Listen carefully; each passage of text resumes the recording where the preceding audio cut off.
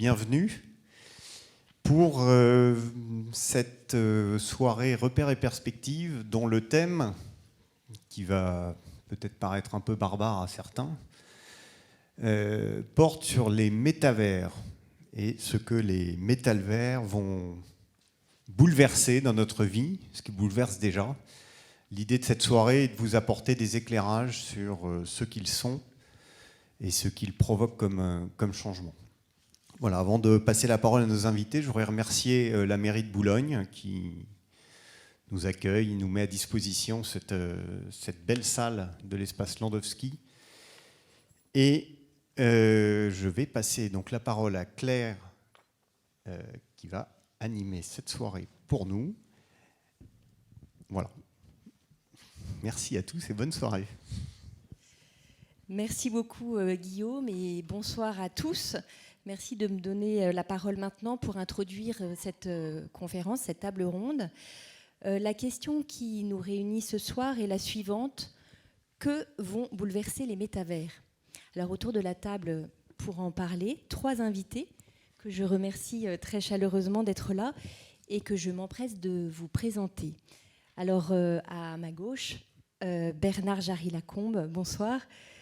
Vous êtes ingénieur en aéronautique et informatique, vous avez travaillé chez France Télécom Orange, vous êtes ancien membre de l'équipe nationale de la CFDT Cadre et actuellement vous êtes chargé de mission au sein du pôle Innovation et Société de la Conférence des évêques de France. Vous avez publié un livre en février 2022 chez Odile Jacob intitulé « Pour un numérique au service du bien commun ». À côté de vous, Philippe Bournonesque, bonsoir. Vous êtes CTO chez Devoteam, qui est une société de conseil en technologie innovante auprès des entreprises. Alors vous travaillez sur les stratégies digitales, les plateformes technologiques, la cybersécurité. À l'extrême gauche, François Ilouz, bonsoir. Vous êtes avocat, président fondateur du cabinet Ilouz Avocat. Vous êtes spécialiste en propriété intellectuelle et en droit des nouvelles technologies et communications. Vous avez publié avec Philippe Cassoula, qui est le président de l'Observatoire des métavers, un livre en septembre 2022 intitulé « Métavers NFT, décrypter le nouveau monde ». Alors quelques mots peut-être pour introduire notre sujet. Alors à l'ère du tout numérique, notre monde aborde une nouvelle phase de développement technologique. Après l'apparition du web dans les années 90, puis des réseaux sociaux dans les années 2000, nous voilà à l'aube du web 3.0 qui nous fera entrer dans un monde encore plus connecté, un monde d'ubiquité, de décentralisation, d'intelligence artificielle et de blockchain. C'est là qu'intervient la question du ou des métavers. Alors je rappelle que ce terme est un néologisme qui est construit à partir du grec « méta », qui veut dire « au-delà », et de « vers », la fin du mot « univers ». Il a été inventé de toutes pièces par un auteur américain de science-fiction qui s'appelle Neil Stephenson dans un roman « Le samouraï virtuel » en 1992, où il décrit un univers au-delà de la réalité virtuelle dans lequel évolue son personnage principal à travers un avatar, autre mot qu'il a inventé. Était-ce une fiction prémonitoire ?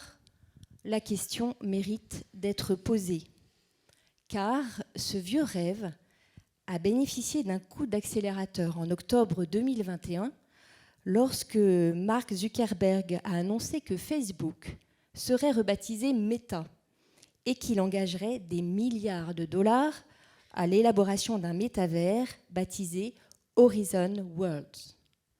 Aujourd'hui, nous assistons donc bel et bien à ce projet fou de créer d'ici 1 à 2 décennies un nouveau monde, virtuel et parallèle à notre monde physique.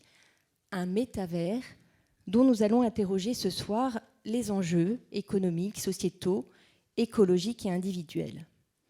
Alors je m'arrête là, mais je voudrais qu'on revienne vraiment sur la terminologie, parce que je pense qu'il y a beaucoup de mots qu'on va utiliser ce soir et qu'on ne connaît pas forcément très bien. Et je vais peut-être me tourner d'abord vers vous, Philippe Bournonesque, puisque ces technologies innovantes sont votre cœur de métier. Et je voudrais que vous nous expliquiez simplement et de manière assez précise de quoi parle-t-on exactement lorsqu'on parle de métavers. Oui, alors, donc, on parle de méta-univers. Donc l'objectif, c'est de créer un univers alors en 3 dimensions, où soi-même, on est immergé dans l'univers. Donc on a un avatar qui nous représente. Cet avatar, on peut choisir ses couleurs, choisir tout un tas de comportements.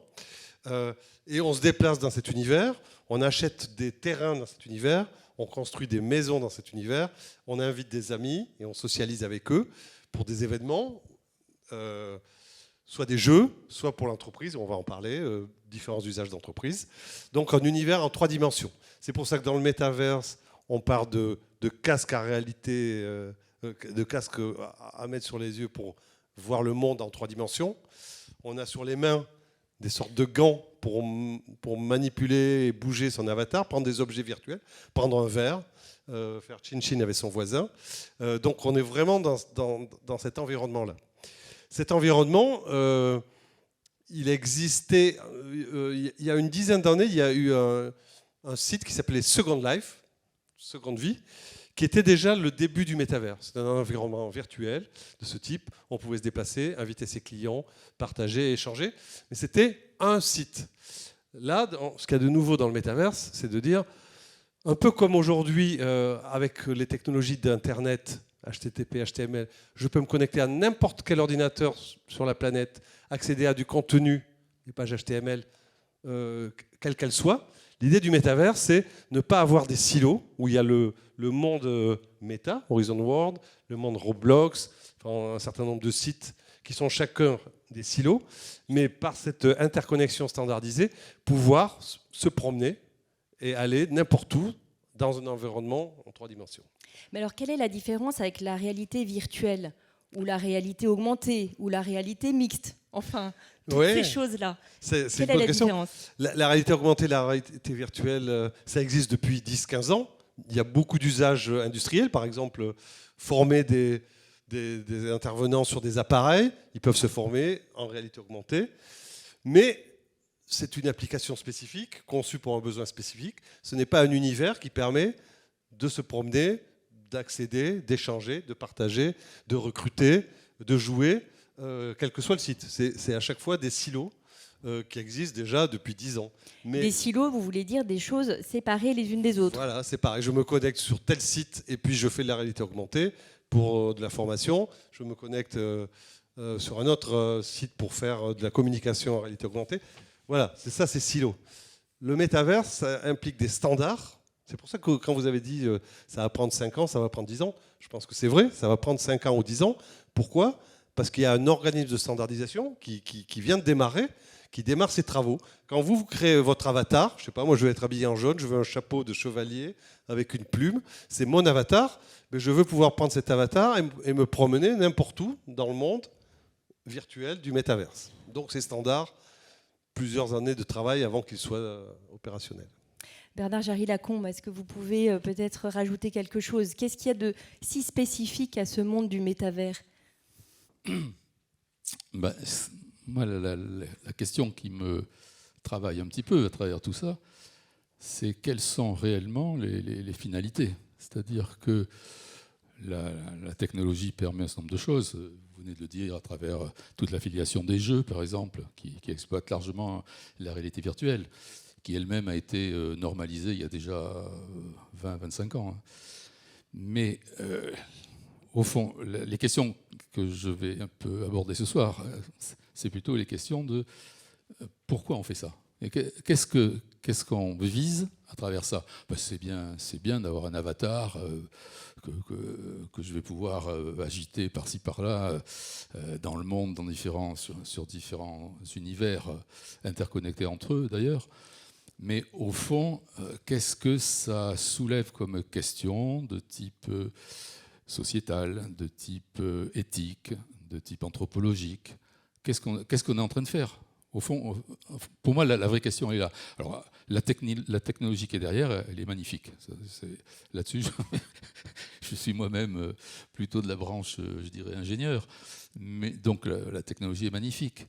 Elle est loin d'être achevée. Il y a des briques, et la France là-dessus est très très bien placée pour avoir développé énormément de briques logicielles qui sont à la base des jeux, par exemple, et que le monde entier nous envie. Beaucoup de sociétés américaines rachètent des startups ou des produits faits en France pour construire leurs univers. Mais une fois qu'on aura établi tout ça, au fond, qu'est-ce qu'on est en train de faire ? On est en train de répondre à quel besoin ? Est-ce qu'on est dans une logique de « on peut faire des choses et on voit après à quoi ça peut servir » ou est-ce qu'on est dans une logique de « est-ce qu'il y a des besoins à satisfaire, lesquels ?» Et c'est pas simple, hein, les deux logiques ne sont pas complètement opposées, hein, parce que sinon il y aurait beaucoup de choses dans le monde qui n'existeraient pas si on avait toujours commencé par les besoins puis les solutions. Bon, souvent, à commencer par la pénicilline, bon, ben voilà, ça a commencé comme ça. On a trouvé quelque chose et puis ça s'est révélé extrêmement utile. Donc voilà, donc la réponse n'est pas simple, mais la problématique, elle est là à mon avis. Alors oui, on va parler bien sûr de toutes ces promesses du métavers et de leur utilité. Mais peut-être qu'il faut insister sur le fait que ces univers numériques ont 3 caractéristiques. Ils sont immersifs, ils sont persistants et ils sont collaboratifs. C'est peut-être ce qui différencie les métavers des jeux vidéo. François Ilouz. Alors oui, c'est bien que vous interveniez en faisant le parallèle avec les jeux vidéo, parce que, bon, d'abord, comme l'a dit Philippe, c'est très nouveau, hein. On a peut-être un petit peu d'avance sur vous, mais pas tellement, hein. Faut bien le savoir. Il n'y a pas encore de professeur agrégé du métavers. Donc on est dans les balbutiements, on est vraiment au tout début. Et comment c'est venu ? Parce que c'est vrai qu'on se dit, mais comment cette nouvelle technologie, déjà, le 2.0, c'était déjà un gros progrès. On n'a pas été forcément explorer tout du 2.0, et puis nous voilà déjà, on nous amène le 3.0, puis les blockchains, puis les NFT, puis les smart contracts. De quoi parlons-nous ? Comment c'est venu ? Mais en réalité, on peut essayer de faire comprendre, bien sûr, il y a eu Second Life, qui a été un site de vie parallèle, et puis il y a surtout eu le gaming. Et en réalité, le métavers, c'est venu par le jeu vidéo. Et le jeu vidéo... alors, il y a une petite distance entre l'utilisateur et son joueur. Alors, on n'appelle pas ça un avatar, on appelait ça son joueur. Mais vous aviez le joueur que vous dirigiez avec une petite manette et puis qui allait dans des mondes. Ça pouvait être Super Mario, ça pouvait être Space Invaders. D'ailleurs, quand on regarde un peu Minecraft...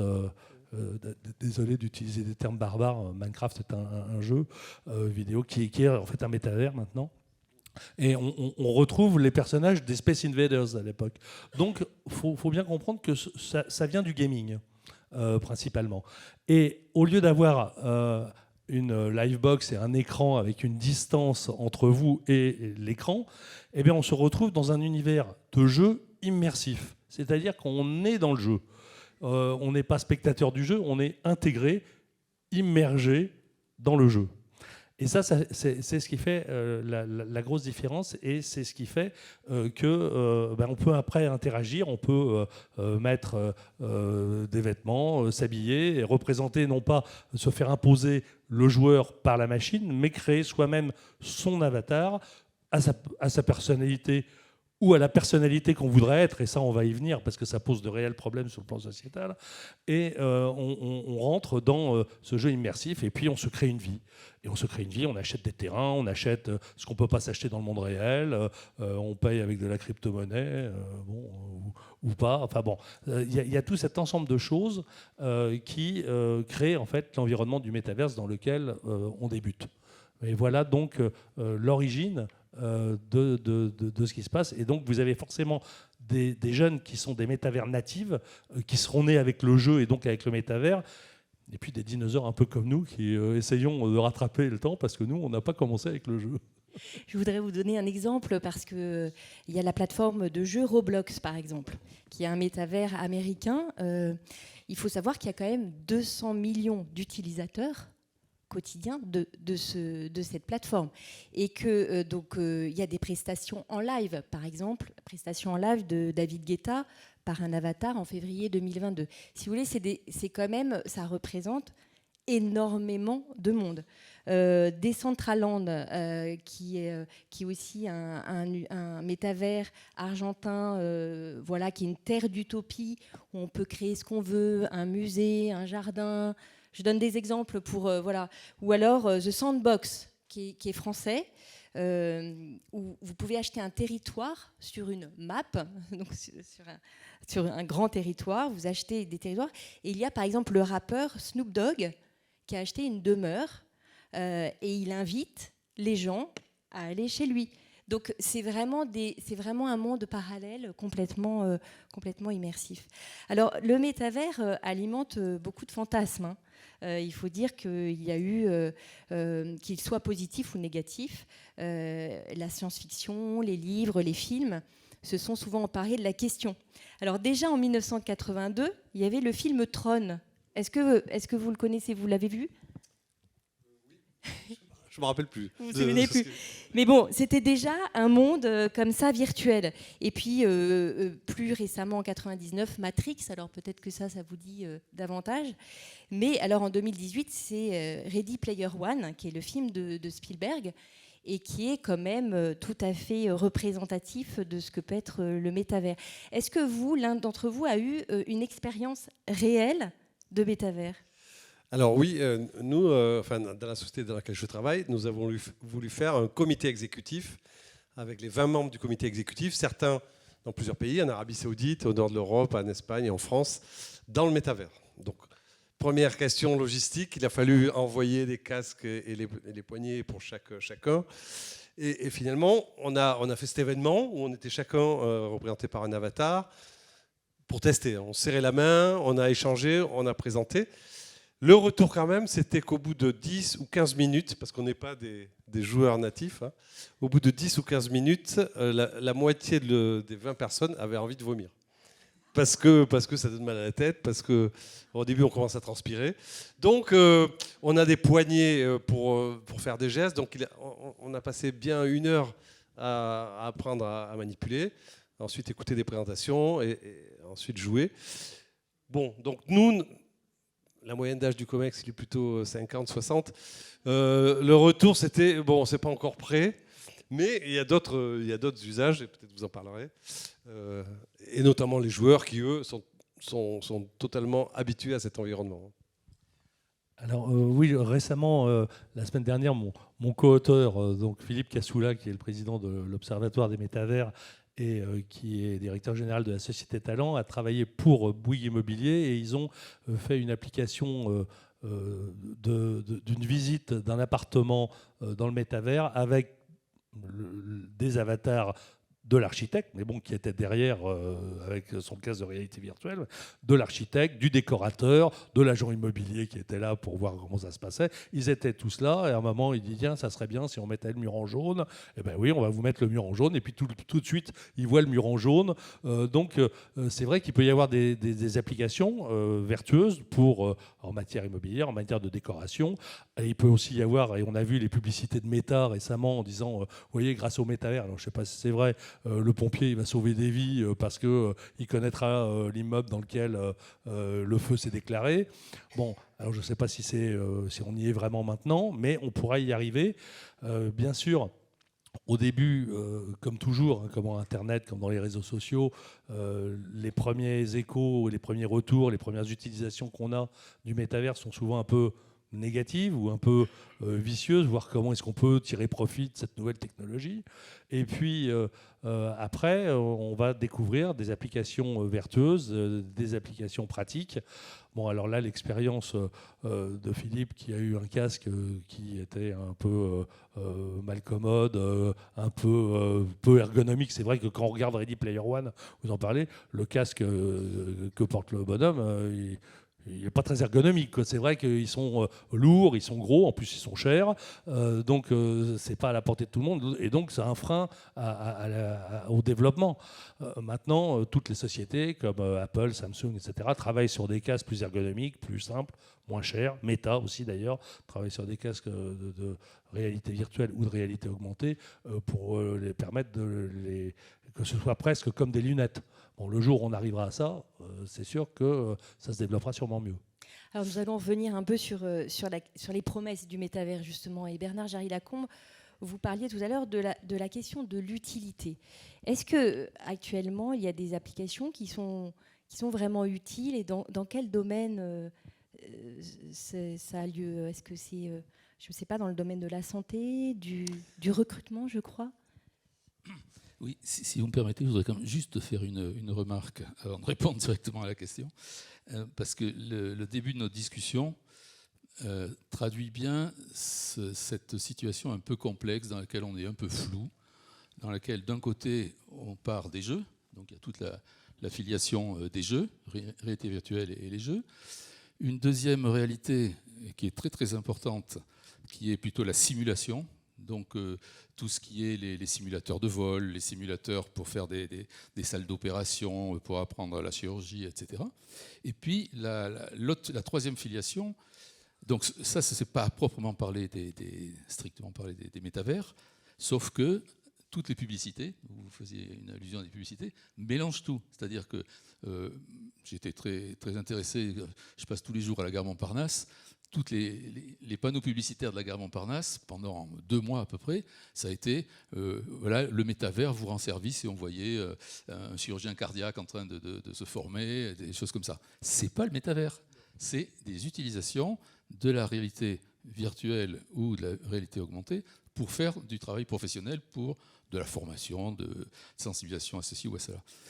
Quand on parle du métavers, on parle de la troisième filiation, qui est le fait qu'on a ajouté la permanence. Et c'est là qu'apparaît l'idée d'un univers parallèle, permanent, qui va continuer à évoluer, même si moi, à travers mon avatar, je ne suis pas présent à l'instant où je parle. Et c'est-à-dire que quand je vais me reconnecter 2 heures après, 3 jours après, etc., l'univers, il va continuer à bouger.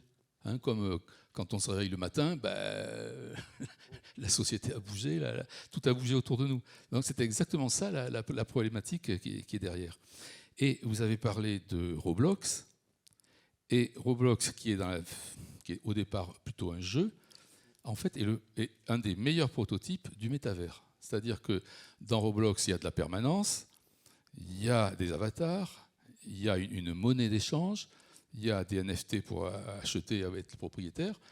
Mais quand on analyse le fonctionnement de Roblox, ça mérite d'être regardé très très près, parce qu'en fait, l'idée générale de Roblox, c'est de donner la liberté à tous les utilisateurs de pouvoir créer des jeux, par exemple. Donc vous avez des milliers et des milliers de jeux qui sont créés sur Roblox par des jeunes. Et en fait, normalement, il y a une limite d'âge, et quand on regarde la moyenne d'âge, 50% des utilisateurs de Roblox, ils ont, je crois que c'est moins de 6 ans. Ils ont moins de 16 ans.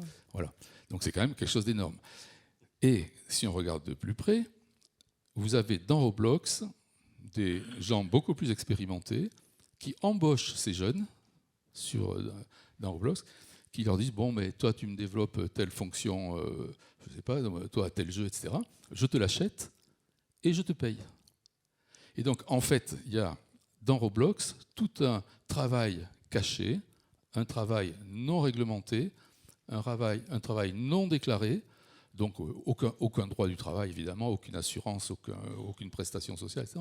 Mais il y a toute une manipulation des jeunes esprits, qui sont ravis de faire quelque chose, de toucher un peu d'argent, et avec cet argent, de pouvoir acheter dans l'univers Roblox, avec la monnaie de Roblox, des habits ou je sais pas, un casque virtuel, ou tout ce qu'ils voudront, qui pourront recevoir dans la vraie vie, mais quand ils vont vouloir transformer l'argent gagné en monnaie courante, en euros, en dollars, etc., Roblox leur prend 10, 20 ou 30% des sommes gagnées.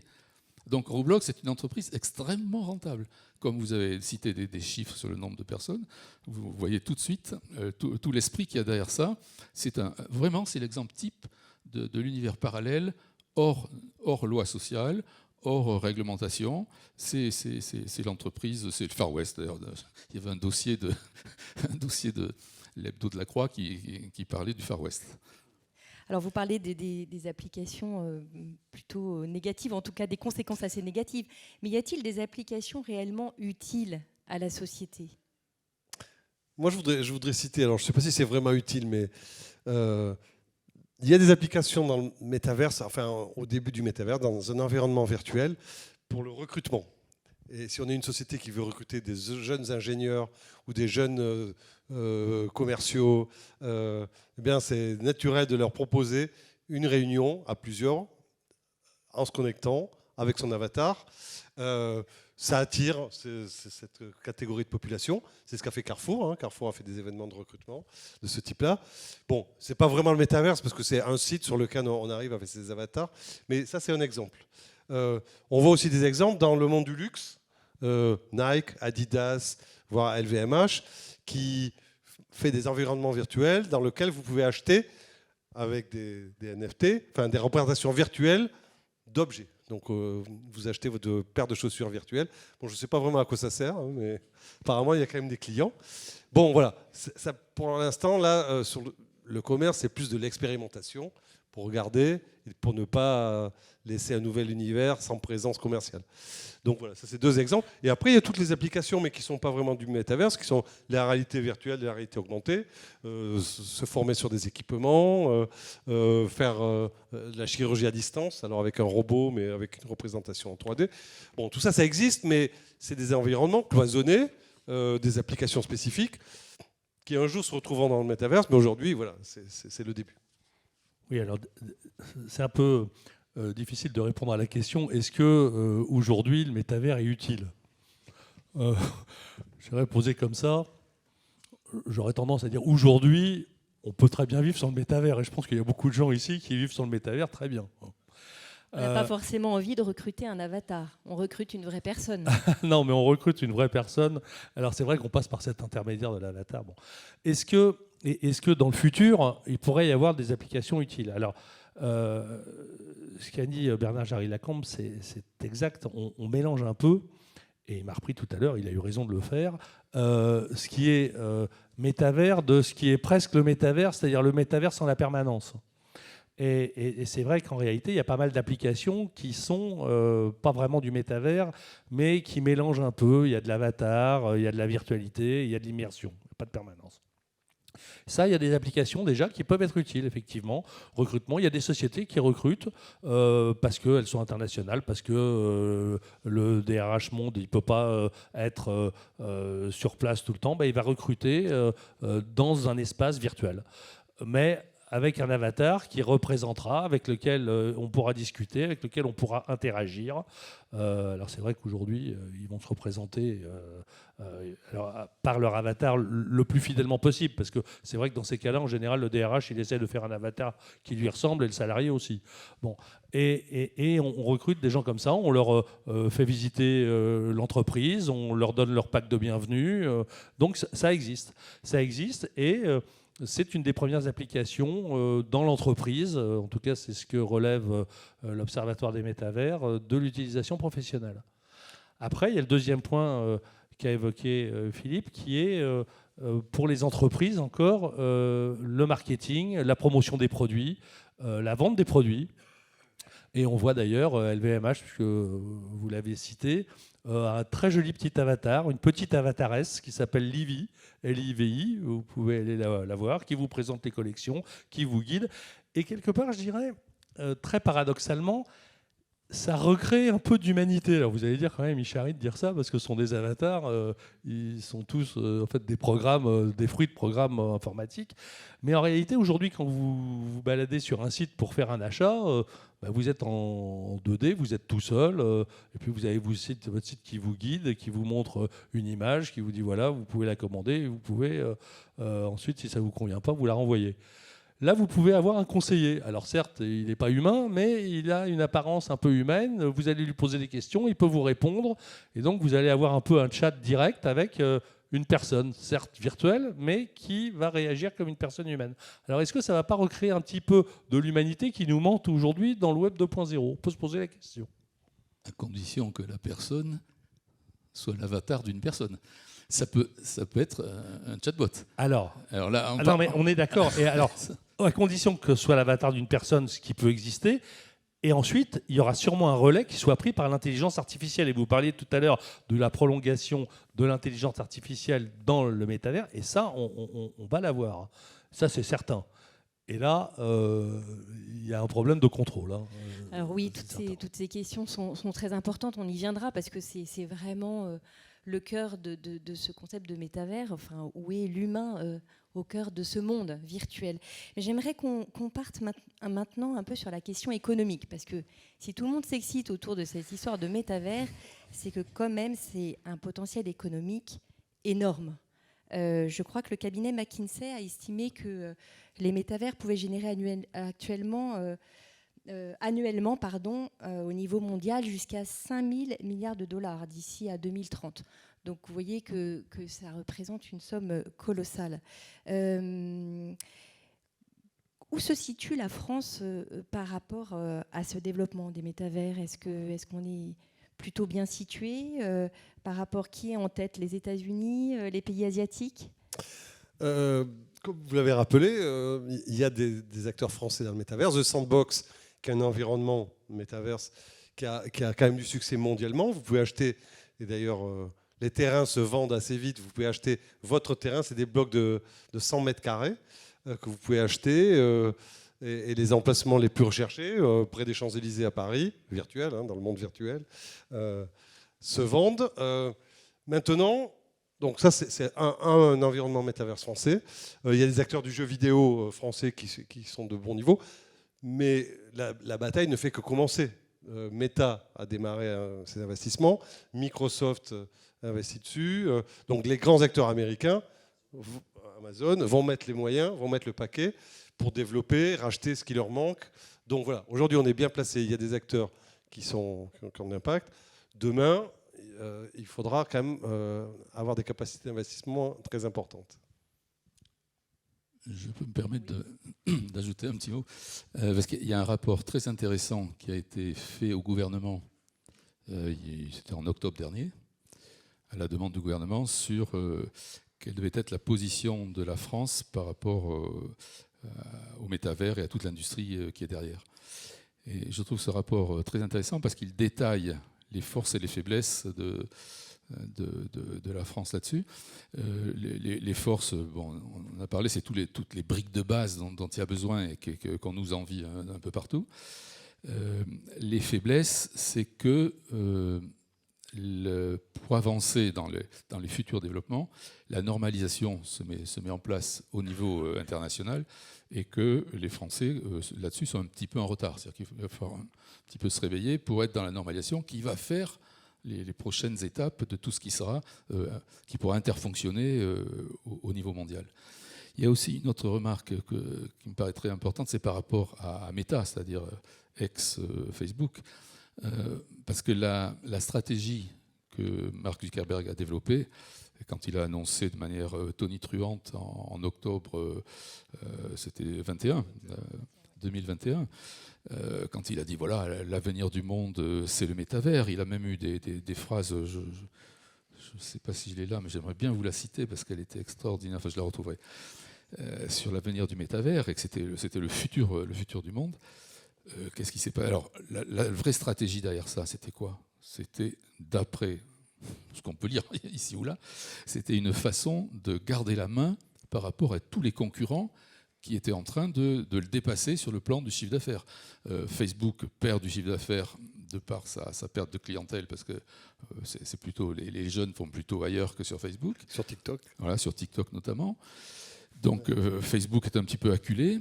Et sur le plan technologique, il a misé sur le métavers comme une façon de développer un espèce de web, de nouveau web à base de virtualité, etc., comme on l'a décrit. Et avec ça, devenir un peu la plateforme universelle qui permettrait d'interconnecter tous les métavers qui existent par ailleurs. Voilà. Sauf que cette stratégie, il a investi donc, en 2022 plus de 12 milliards, je crois, 12 milliards de dollars. Eh bien, il y a bien sûr, il n'y a pas de retour sur investissement pour le moment. Et donc, il y a 2 mois, il a fait marche arrière complètement. Et ça a été extrêmement discret. Il a fait une lettre à tout son personnel, c'était en mars dernier, donc il y a à peine 2 mois, dans lequel il annonce le licenciement de 10 000 personnes dans Meta, et puis le fait qu'on baisse considérablement l'investissement sur le métavers pour se redéployer complètement sur l'intelligence artificielle. Puisqu'en fait, là aussi maintenant, il est acculé, parce qu'il y a GPT qui est derrière, et que Facebook, Meta en l'occurrence, était mal placé par rapport à ça. Donc voilà, donc un revirement complet. Et ce revirement complet, c'est là que je trouve que c'est très très intéressant de regarder ça. Ça ne veut pas forcément dire que c'est la fin du métavers. Le principe du métavers n'est pas forcément abandonné. D'ailleurs, il dit qu'il va continuer à le développer. Il n'est pas forcément du tout abandonné. Peut-être qu'il va rejaillir un peu plus tard, quoi. Les investissements ne seront pas sur 5 ans, mais sur 15 ans peut-être. Mais la question importante, c'est ça. Et si on regarde, si on fait le parallèle avec l'intelligence artificielle, elle a eu les mêmes aventures. Ça a démarré dans les années 60, ça a capoté parce que ce n'était pas les bonnes technologies, c'est revenu à la surface dans les années à peu près 80 avec les systèmes experts, ça a à nouveau capoté, et c'est revenu à peu près dans les années 2010 avec les réseaux neuronaux. Et à partir de là, ça a été un jaillissement absolument énorme d'applications. Donc il a fallu de l'ordre de 30 ans ou 40 ans pour que l'IA fasse son trou. Peut-être qu'on va assister à la même histoire pour le métavers. Philippe Bournonesque, vous me racontiez quand on préparait cette table ronde que c'est une évolution assez constante dans les technologies innovantes, d'avoir un engouement. Voilà, il y a une courbe qui représente le déploiement de technologie, c'est ce que vous disiez. Au début, il y a un engouement phénoménal, tout le monde investit, tout le monde en parle, on croit que ça y est, et en fait, ensuite ça retombe, l'intérêt retombe, la désillusion face à la réalité des produits. Et enfin, troisième phase, une phase beaucoup plus longue où progressivement la technologie s'améliore et petit à petit reprend pied. Donc cette courbe, elle est très connue, hein, et c'est ce qu'on est en train de vivre sur le métaverse. Alors, je voudrais qu'on parle maintenant de ce fameux système de paiement, cet argent virtuel, parce que dans ce que vont bouleverser les métavers, ça va bouleverser l'économie numérique. Donc, est-ce que vous pourriez peut-être, je ne sais pas, François Ilouz, par exemple, nous expliquer exactement ce que sont les NFT ? Qu'est-ce que ça veut dire déjà, alors, NFT ? les NFT, ce sont des jetons non fongibles. Donc, vous voyez, c'est très, très simple. Donc, en français, ça se dit aussi des JNF. Donc ce sont en fait des certificats, parce que tout le monde pense que les NFT sont des actifs numériques. En réalité, ce ne sont pas vraiment des actifs numériques, ce sont des certificats qui sont attachés à un objet virtuel qui authentifie l'objet et qui le crée, en fait, qui crée son unicité. Il n'y a qu'un NFT qui peut être attaché à un seul objet, lequel, et là ça devient un peu plus complexe, est inscrit dans la blockchain. C'est ce qui lui donne justement sa certification et sa valeur. C'est qu'en fait, il rentre dans cette blockchain qui est une chaîne numérique par bloc a priori infalsifiable ou très difficilement falsifiable, et qui donc permet d'attacher à ce certificat une valeur, puisqu'il est unique et qu'il est authentique. Voilà très succinctement ce qu'est un NFT. Alors on a vu les NFT, et c'est toujours le même problème, c'est qu'au début, il y a un engouement extrême pour ça, et puis il y a les petits malins qui se disent comment est-ce qu'on peut faire de l'argent avec ce truc-là. Bon, alors qu'est-ce qu'ils ont fait ? Ils ont dit on va créer des objets virtuels. Et c'est le monde de l'art qui a été le premier à essuyer les plâtres.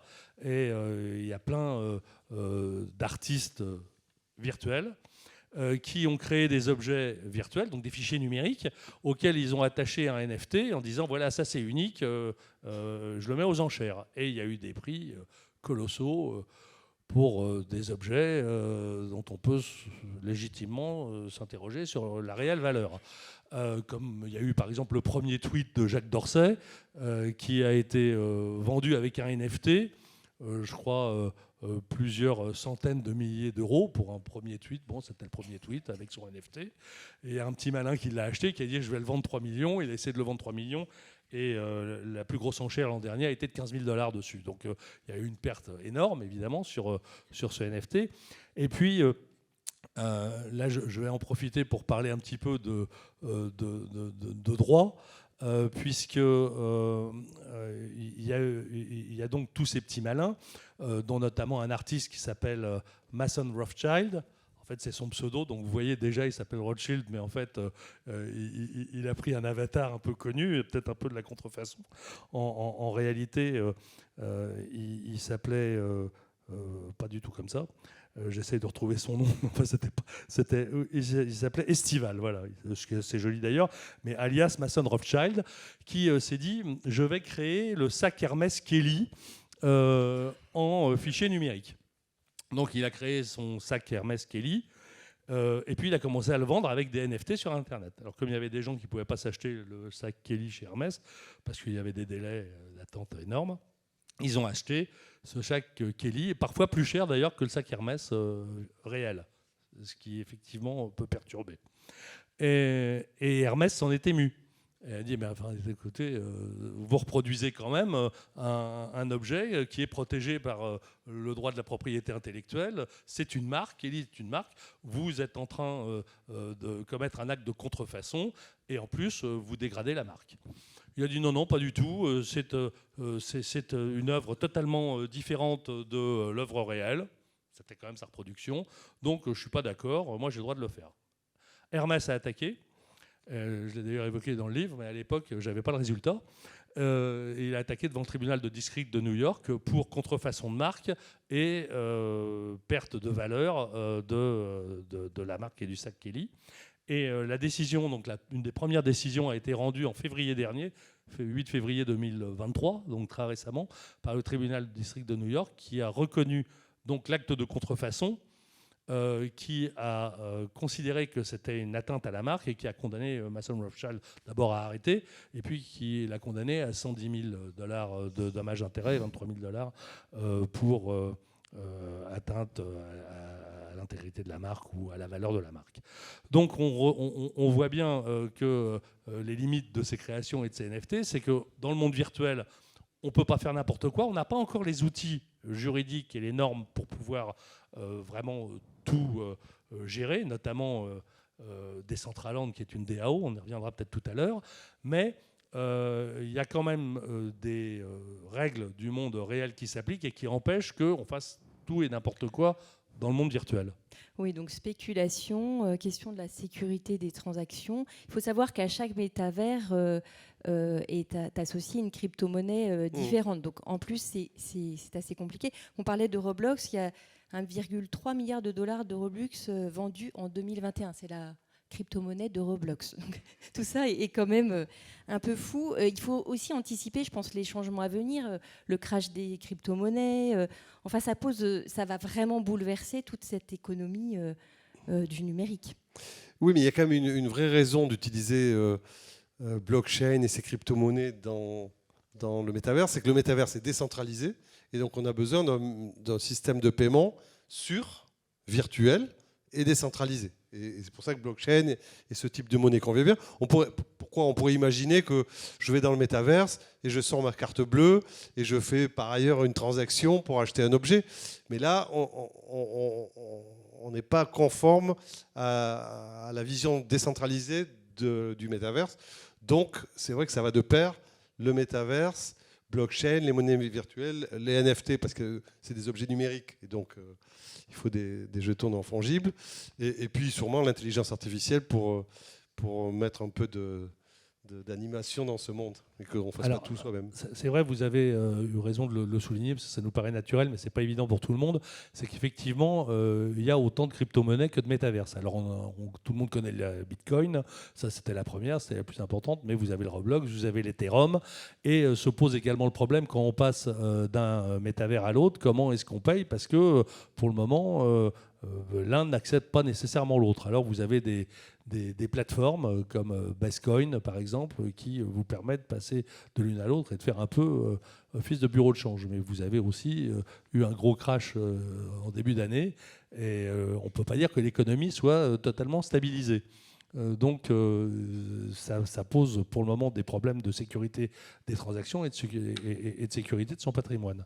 Récemment, j'ai eu une question qui s'est posée à la caisse de règlement pécuniaire des avocats, où il y avait une transaction sur une œuvre d'art réelle, pour le coup. C'était un petit Renoir, et l'un des acheteurs a dit: est-ce que je peux payer en crypto-monnaie? Alors j'ai été voir la CARPA, qui est la caisse de règlement de l'ordre des avocats. J'aurais dit: on peut payer en crypto-monnaie?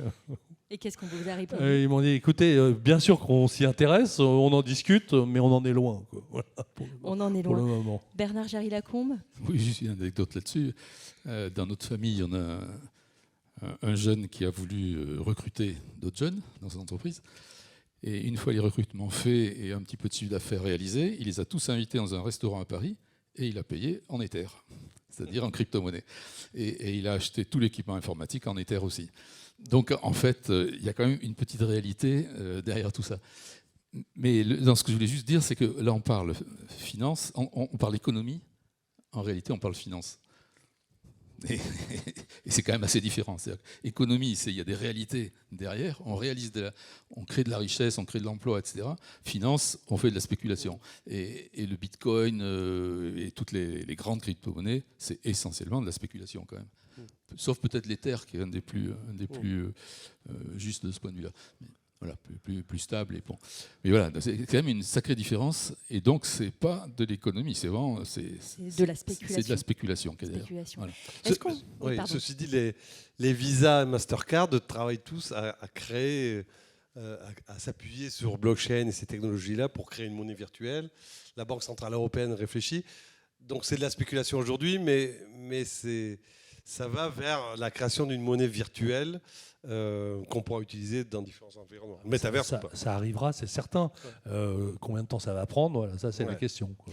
Donc c'est pas tout à fait au point. Est-ce qu'on pourrait revenir justement sur les freins au développement du métavers? Parce que là on explique qu'il y a un engouement, etc. Mais finalement il a quand même un peu de mal à se développer. Est-ce que, voilà, on en a évoqué quelques-uns, on a évoqué le prix du matériel spécifique, les casques, les gants haptiques, c'est-à-dire qui permettent de toucher, la combinaison. Est-ce qu'il y a aussi la question de la puissance informatique, tout simplement? Oui, le patron d'Intel vient de déclarer qu'il faudrait 1000 fois plus de puissance informatique pour supporter le métaverse qu'aujourd'hui pour supporter Internet. Donc 1000 fois plus, alors que moi je travaille dans une société de conseil informatique. Une des discussions courantes aujourd'hui avec nos clients, c'est baisser l'empreinte carbone de l'informatique et utiliser le digital pour baisser l'empreinte carbone globale de la société, dans les transports, dans le stockage et autres. Donc s'il faut consommer 1000 fois plus en énergie informatique, c'est vrai que ça pose un problème. Quel impact sur l'environnement, justement? Quel impact de ce métavers? Énorme, hein. Il est énorme, c'est ce que vous êtes en train de dire. S'il faut 1000 fois plus de puissance de calcul, déjà qu'aujourd'hui, Internet, c'est à peu près 3-4% de l'énergie électrique que l'on consomme pour le faire tourner. C'est-à-dire c'est autant que les avions. Hein. Voilà. Si vous mettez un rapport 1000 là-dedans, ça va devenir très inquiétant. Donc, voilà. Oui, non, c'est colossal, hein. C'est vraiment le terme. C'est-à-dire qu'il va falloir des puces extrêmement plus puissantes. Il va y avoir des consommations d'énergie monstrueuses. Et d'ailleurs, Meta prévoit des constructions d'usines gigantesques. Je crois que les batteries de Tesla, c'est de la rigolade à côté. Et d'après une étude que j'ai lue il n'y a pas très longtemps, une personne qui va sur son portable 1 heure par jour pendant un an, une personne, sur le métavers, ça consomme autant qu'un Paris-Marrakech aller-retour en avion, quoi.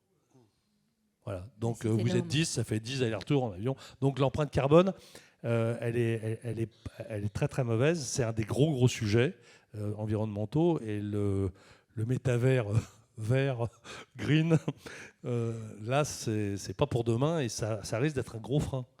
Justement à l'époque où justement on cherche à baisser les empreintes carbone. Et ça je pense que il y a pas mal de freins politiques, de partis écologiques qui auront à raison, j'ai envie de dire cette fois, de grands obstacles, de grands éléments à faire valoir.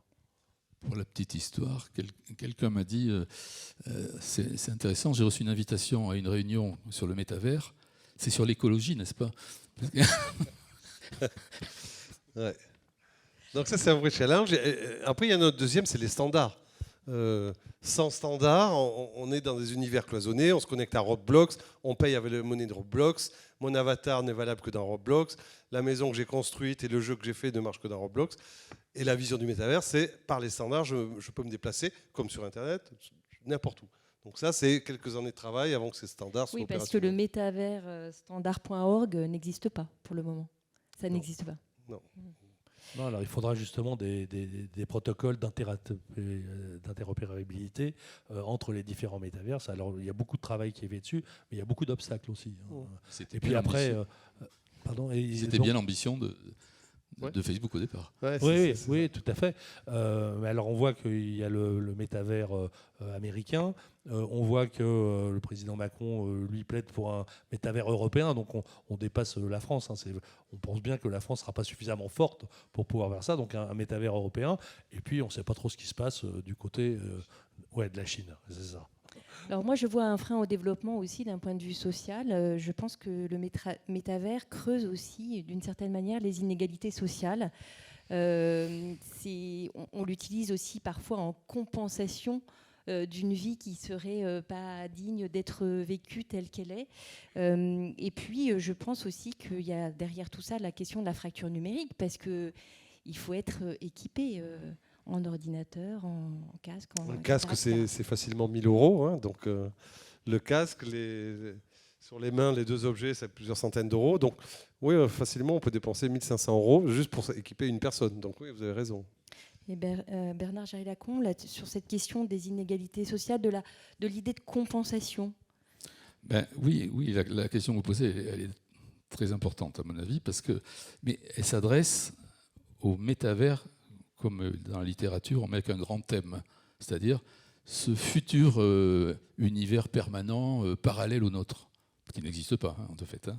Bon, il y en a à part quelques exemples comme Roblox. Donc, qui est en fait une perspective, une vision, une idée générale. Ce n'est pas la même chose que les métavers, comme on a pu le dire, qu'on va trouver dans le commerce ou dans l'industrie, etc. Mais cette idée générale du métavers avec un grand thème qui serait un univers parallèle, c'était l'ambition de Mark Zuckerberg. Et j'ai retrouvé la phrase qu'il a donnée, sa définition et son objectif qu'il a donné en octobre 2021, c'était se sentir vraiment présent avec une autre personne et le rêve ultime de la technologie sociale. Voilà. Donc ça dit bien sa vision. Il donnait sa vision de la vie sociale. C'est parallèlement à la vie réelle, physique des gens qui se voient en face à face, qui peuvent se parler, se téléphoner, c'est de créer un autre univers parallèle dans lequel on pourrait être se rencontrer à travers des avatars, etc. Donc, moi, je crois que ça pose si c'est ça la vision de ce métavers, ça nous pose des questions à la fois sociétales et à la fois anthropologiques. Et ça amplifie. Alors, elles ne sont pas nouvelles, ces questions. On les trouve déjà, si on réfléchit sur Internet, sur le web, elles existent déjà toutes. La question de la fracture, par exemple, elle existe déjà avec Internet et le web. Mais avec le métavers, l'idée, c'est d'amplifier tout ça dans un monde qui serait un monde où on ne se rencontre plus physiquement. Alors on le fera peut-être quand même, parce qu'on ne voit pas comment on peut l'éviter. Mais l'idée, ça serait d'offrir aux personnes une deuxième chance, en quelque sorte, de pouvoir se rencontrer, organiser la vie sociale dans un univers complètement fictif à travers des avatars. Et donc là, ça pose des problèmes, à mon avis, gigantesques sur le plan psychologique, sur le plan de mon double, mon jumeau. Je le choisis, il continue à vivre, il a une identité, je lui ai donné une identité, il a une adresse, il a tout un tas de choses, et puis moi je continue à exister. Et puis, si je suis très présent sur le métaverse, alors ça pourrait être les jeunes, les métavers natives, comme on dit, ils peuvent complètement confondre progressivement la vie réelle et la vie fictive dans un univers parallèle. Je trouve que c'est quand même extrêmement inquiétant. On a déjà ce phénomène sur Internet, puisque Internet, à travers les pseudos, ça libère la violence, ça libère la parole, tout peut sortir. Et vous avez des jeunes qui passent 5-6 heures par jour comme ça sur les réseaux sociaux aujourd'hui. Alors imaginez ce que ça peut devenir quand ils font la même vie dans un espace fictif, virtuel, qui n'a pas de consistance physique. Et une vie rêvée, en fait, une vie rêvée voilà, aussi. Mais c'est tout à fait le film Ready Player One dont vous aviez parlé, et même Avatar, alors le numéro 2, pour ceux qui l'ont vu, c'est qu'en fait, vous avez des gens qui s'excluent progressivement de la vie réelle. Ils vont dans la vie virtuelle où là sont des gens à succès. Ils sont beaux, grands, intelligents, blonds, bronzés, riches. Ils s'achètent des sacs Vuitton et des œuvres et des sacs Kelly dont ils affublent leur avatar. Et évidemment, comme ils passent 10 heures par jour dans ce monde virtuel, mais ils ne travaillent pas, ils ne communiquent pas, donc ils n'ont pas de ressources. Est-ce que ça ne développerait pas de la délinquance pour après justement avoir de quoi manger, de quoi vivre, faire des incursions dans le monde réel pour aller commettre ses larcins et puis aller après s'isoler dans le monde virtuel? Oui, c'est un risque, c'est certainement un risque. Oui, vous avez totalement raison. Et ça souligne le point que cet espace parallèle, ce monde parallèle, n'a aucune règle de droit. Hein, c'est-à-dire que si je vole un sac ou si je blesse quelqu'un ou si j'injurie quelqu'un, qui va pouvoir régler le conflit?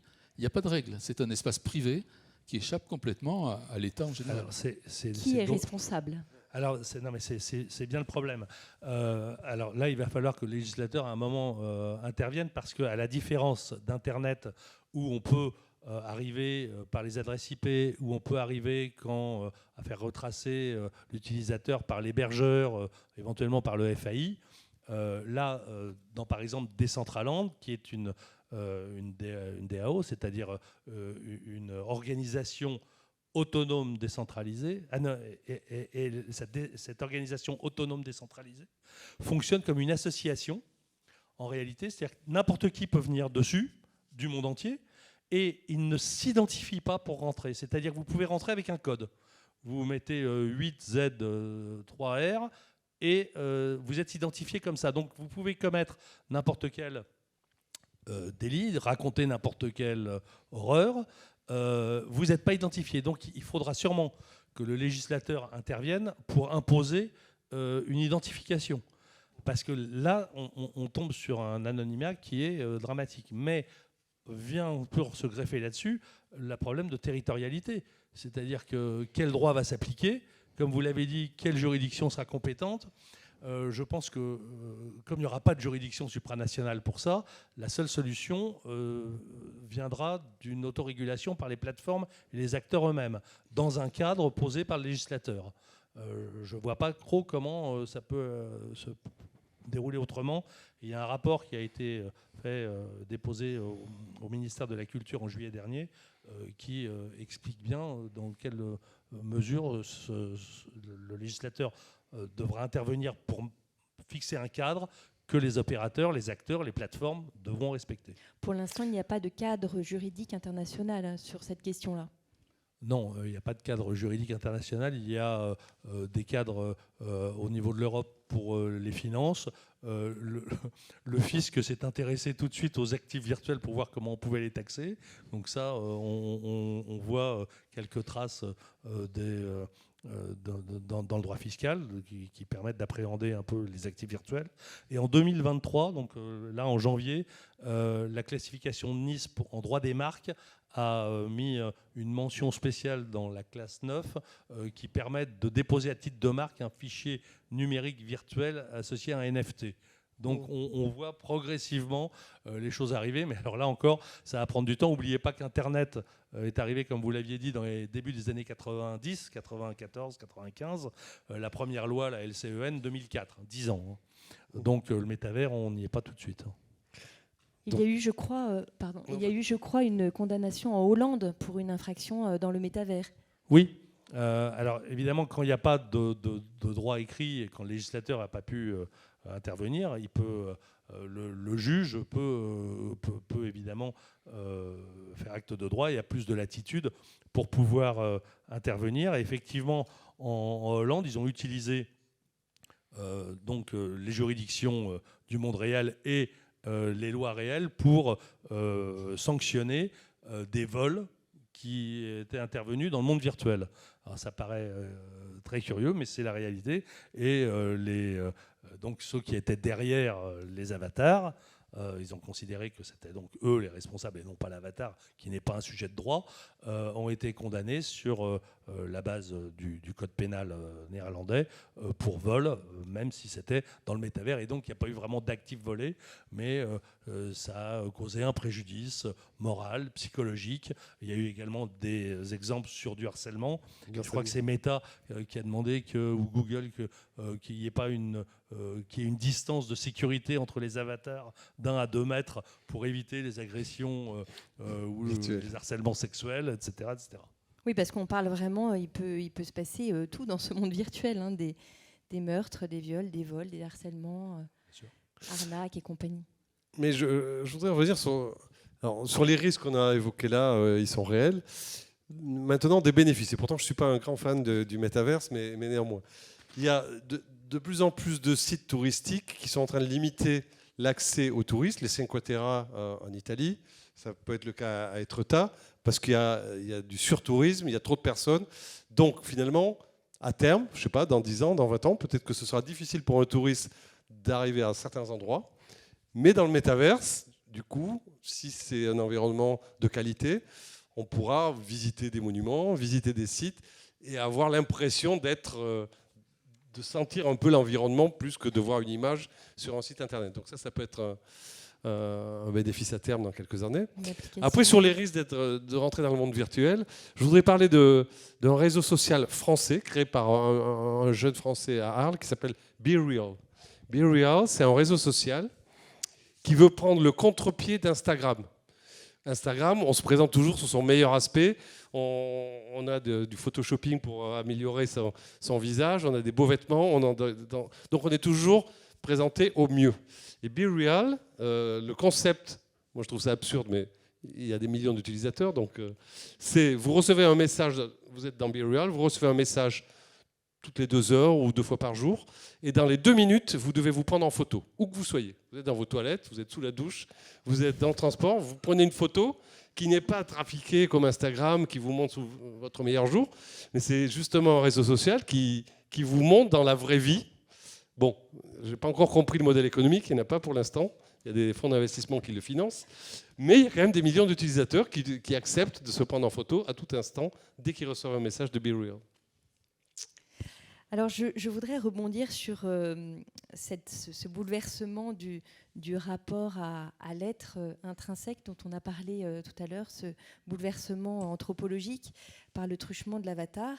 Et vous parlez d'un roman d'un jeune romancier, Nathan Devers, qui s'appelle « Les liens artificiels », où il imagine justement un anti-moi, enfin son avatar serait un anti-moi, toutes ces identités manquées, enfin il réactive la thématique du double et il montre finalement son avatar représente une sorte de pure âme. Il se détache de son corps en fait pour être une pure âme de tous ses désirs, toutes ses passions, toutes ses volontés, toutes ses identités manquées. Et je me demande si... donc ça, c'est un jeune romancier qui a eu le prix du Goncourt des lycéens, je crois. Et je me demande s'il n'y a pas quand même quelque chose derrière pour aller un peu plus loin dans la réflexion sur l'idée qu'il y a un rêve de nature presque religieuse derrière tout ça. C'est-à-dire un espèce de désir de paradis, d'endroits merveilleux. Qu'est-ce que vous pensez de ce type de réflexion, de réaction ? Je pense qu'avant de parler d'un rêve, d'un double merveilleux qui serait exempt de défauts, par exemple, ou au contraire qui aurait tous les défauts que je n'ai pas et toutes les qualités que je n'ai pas. Enfin, ça pourrait être le complément. Moi, je pense que ça traduit quand même une problématique de désincarnation.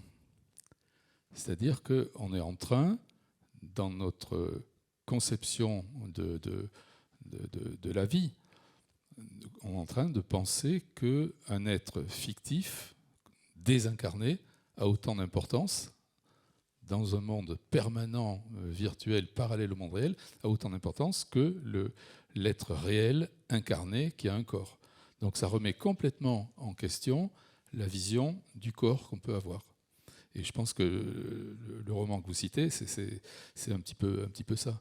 Et donc, dans ma compréhension, et bon, je pense que je ne suis pas tout à fait le seul à l'interpréter comme ça, il y a une question qui touche quasiment au transhumanisme, je dirais. Je vais vite, hein, je saute à pieds joints sur un tas de questions, mais le transhumanisme, c'est une façon de penser qu'on peut dépasser l'humain pour aller vers un être au-delà de l'humain, quasiment immortel. C'est ça, c'est dépasser la mort. Eh bien, il me semble qu'à travers cette désincarnation et cette vie que je me crée, que je me donne, que je crée artificiellement dans un univers parallèle, à travers mon avatar, qui est mon double, qui est mon jumeau parfois. Alors ça dépend de comment, si on le veut comme jumeau ou comme avatar avec tout un tas d'autres propriétés.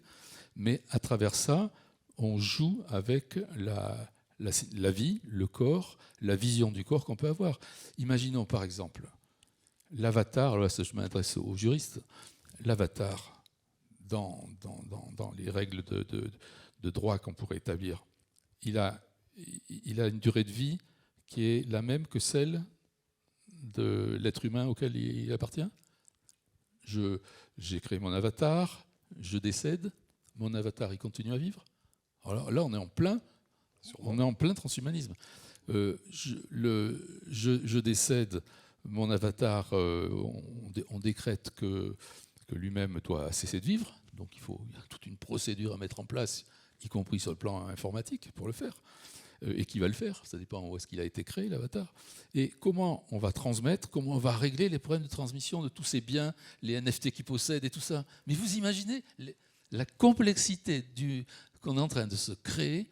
Mais alors là, je reviens à ma question de départ. Pourquoi faire ? Enfin, voilà. Je veux bien croire qu'il y a un intérêt intellectuel à faire ça, ça s'appelle des romans ou des films, mais d'aller investir des milliards et des milliards pour se créer des problèmes de ce type-là, quand on voit qu'il y a des guerres, qu'il y a la crise climatique qui exige des milliards et des milliards d'investissements, qu'il y a de l'injustice partout, etc., et qu'on va dépenser des milliards à se créer des problèmes, moi personnellement, je n'ose pas dire complètement artificiels. Voilà. Et je pense que c'est inquiétant pour, je dirais, un peu l'espèce humaine. Voilà. Mais en même temps, il faut être prudent. Dans toutes les idées novatrices, il peut y avoir des retombées plus tard qu'on ne peut pas imaginer aujourd'hui. Donc on ne peut pas toujours jeter le bébé avec l'eau du bain.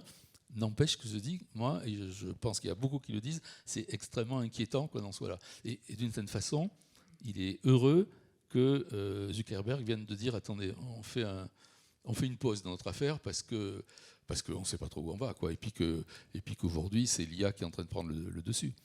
Mais oui, alors est-ce que c'est mieux ? Sincèrement, je ne suis pas certain non plus que le fait de rediriger de l'énergie et des finances sur l'IA soit plus salutaire que de le mettre sur le métavers. L'intelligence artificielle. Oui, l'intelligence artificielle. Ça se discute. Oui, ça se discute. Mais qu'est-ce que tout ça dit sur l'homme ? L'homme, finalement, qui crée un monde, donc l'homme démiurge. Oui, exactement. C'est l'homme qui ne voit plus les limites de sa condition et qui finit par se prendre pour Dieu. Voilà. L'homme veut créer son monde, un monde parallèle, qui est un monde qu'il invente pour le moment. Il n'y a pas de biologie là-dedans, il n'y a rien de tout ça, mais c'est un monde dans lequel il s'imagine vivre.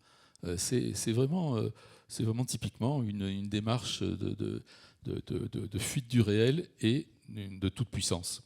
L'homme pouvant créer un nouveau monde. Voilà. Ça va un peu loin, il faudrait développer ça sur un plan philosophique, théologique et tout ça. L'homme qui crée la machine, la machine qui a le potentiel de l'écraser, enfin de prendre le dessus sur lui. Est-ce qu'il y a aussi cette idée-là de la place de la machine par rapport à l'homme? Oui, alors bon, là on va dévier, ça va être un nouveau débat sûrement sur les robots et sur l'intelligence artificielle, mais c'est exactement la raison pour laquelle tous les grands opérateurs ont demandé une pause de 6 mois pour essayer de savoir, est-ce qu'à force d'implémenter de l'intelligence artificielle dans des robots, on ne va pas faire des monstres qu'on ne contrôlera plus et qui nous contrôleront, parce que c'est le sujet. Donc à la question en fait du débat de ce soir, que vont bouleverser les métavers, je vous rejoins totalement. En fait, ils bouleversent les repères.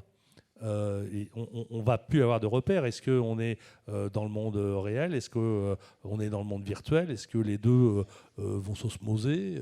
Est-ce que ça va être tellement facile de passer de l'un à l'autre qu'on ne saura plus vraiment où est-ce qu'on se situera? Donc je pense que ça peut avoir en plus des répercussions sur le plan psychologique très importantes, et donc sur le plan sociétal. D'isolement social aussi. Mais complètement. Ceci dit, ce n'est que la continuation d'un mouvement qui est parti depuis 20 ans. Aller sur Internet, aller dans des jeux vidéo. Moi, j'ai plusieurs enfants, un garçon. Si je ne le limitais pas à 2 heures par jour en jeux vidéo, il pouvait y passer 6 heures toute la nuit et partir à l'école le matin sans avoir dormi. Bon, là, c'est une étape supplémentaire, puisque c'est vrai qu'on recrée un univers complet avec toutes ses caractéristiques. Et on sait qu'il y a déjà à travers Internet et les heures passées devant un écran, on en connaît déjà toutes les conséquences physiologiques, santé, prendre du poids, perdre l'attention qui baisse énormément dans toutes les statistiques. Enfin, il y a tout un tas de phénomènes qui sont liés au manque de mobilité. Le corps devient plus simplement le support d'un système nerveux et des yeux qui s'épuisent devant un écran. Donc, ça donne envie, non? Je crois qu'il faut être réaliste quand même. Il faut voir le bienfait des technos et il faut voir les usages qu'on en fait. C'est pas la techno dont on parle là. Ouais, c'est l'usage qu'on en fait. C'est l'usage qu'on en fait. Voilà. Et d'ailleurs, fleurissent des comités d'éthique un peu partout dans le monde, comme en France, le Comité national pilote d'éthique du numérique. Enfin, il y en a énormément dans le monde qui proviennent d'universités, d'institutions, d'entreprises et qui réfléchissent. Et par exemple, les églises aussi émettent des avis, des réflexions. Il y a eu une consultation publique de l'Union européenne sur l'intelligence artificielle en 2020 et la Conférence des évêques de France y a répondu pour insister sur la différence justement avec l'intelligence humaine. Et les évêques ont insisté sur le fait que les êtres humains étaient seuls capables d'avoir une dimension morale dans leur choix, d'être libres, contrairement à l'intelligence artificielle, contrairement à tous ces mondes virtuels. Donc oui, tout ça, c'est réfléchir à ces changements, savoir comment on utilise ces technologies, pas forcément les montrer comme quelque chose de mal, mais accompagner le changement.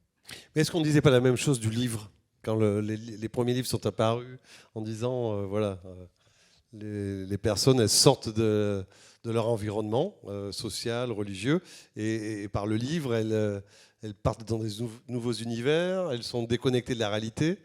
Peut-être qu'on disait ça, mais c'était moins. Maintenant, d'abord, ça fait 500 ans en plus. Non, plus que ça, mais on a franchi une étape. Parce que le livre, il est quand même figé. C'est-à-dire qu'on peut le lire, on peut le partager, on peut le commenter, on peut imaginer plein de choses, on peut raisonner.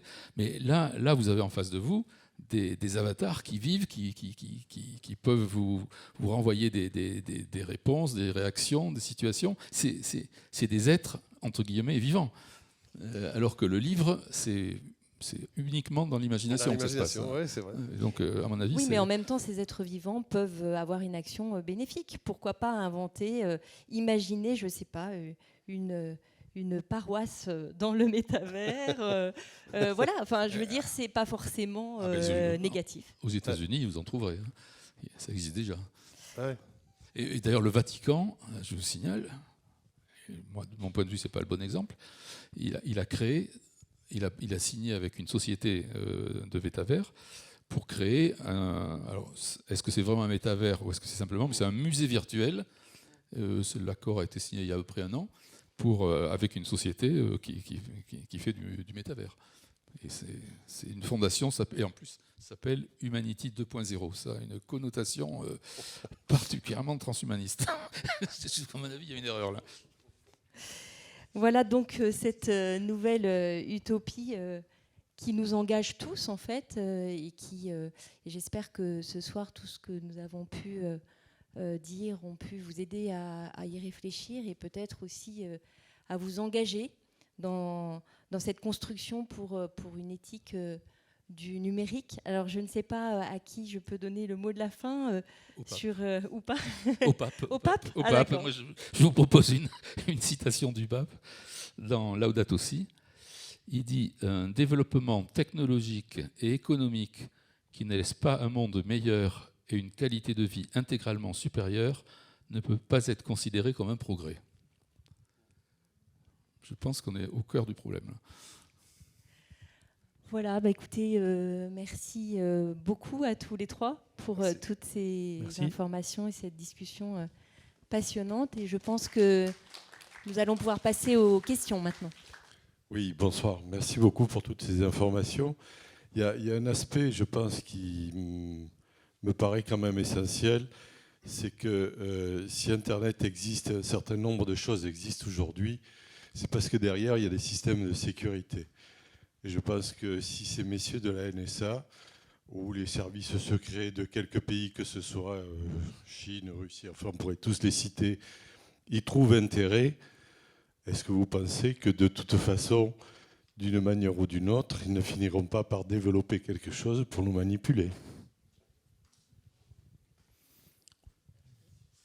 Si je peux me permettre, on peut aller dans le sens de ce que vous dites, mais en même temps, on peut s'interroger sur pourquoi, vous citez Internet, pourquoi Internet s'est si rapidement développé.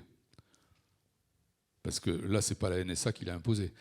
C'est le fait qu'en tant qu'utilisateur, j'y trouve un intérêt majeur. Parce que c'est commode, parce que ça me permet de faire des achats en ligne, ça me permet de me renseigner, d'aller consulter une banque de données, une bibliothèque, etc. Donc ça me rend un service fondamentalement que j'apprécie. Et donc, ça s'est répandu comme une traînée de poudre. Et ça, c'est l'effet libido, quoi, en quelque sorte, dans Internet. Et voilà. Alors, est-ce qu'on aura le même effet sur le métavers? Bon, ça sera à voir. Ce qu'on peut noter aussi, c'est que dans tous les usages d'Internet, il y a pas mal d'études maintenant qui sont faites. Maintenant, voir les effets psychologiques que peuvent avoir des avatars ou des effets sociétaux, il n'y a quasiment aucune étude. Et là je pense qu'il y a un grand manque dans tout ce qui est socio-anthropologie. Voilà. Ceci dit, on peut dire que dès qu'il y a un nouvel univers, les services secrets sont présents. Dans Internet, il y a la cyberguerre, ils sont présents. S'il y a du métaverse, je n'ai pas de doute que des services secrets divers et variés, s'il y a besoin, seront aussi actifs. En influence ou en espionnage. Oui, c'était déjà vrai sur le téléphone, sur le Telegram.